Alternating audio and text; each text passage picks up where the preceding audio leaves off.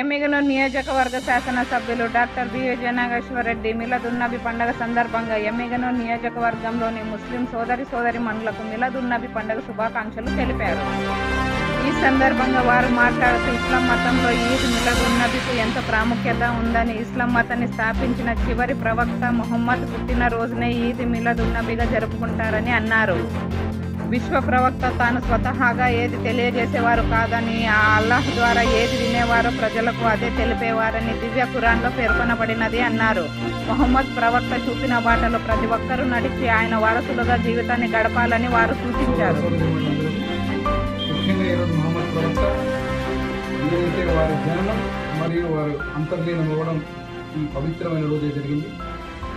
వారి యొక్క సందేశాన్ని ఏదైతే రాష్ట్ర ప్రజలకు, అదే రకం మా ఎమ్మెల్యేలు నియోజకవర్గ ప్రజలకు అందరికీ కూడా వారి బాటలో నడిచే విధంగా మహమ్మద్ ప్రవక్త ఎవరైతే పెద్దలు ఉన్నారో వారు చూపించినటువంటి మార్గాన్ని అందరూ అనుసరించే విధంగా ఎప్పుడు కూడా మత సామరస్యానికి ఎమ్మెల్యేలు నియోజకవర్గం చాలా గొప్ప స్థానంగా ఉంది.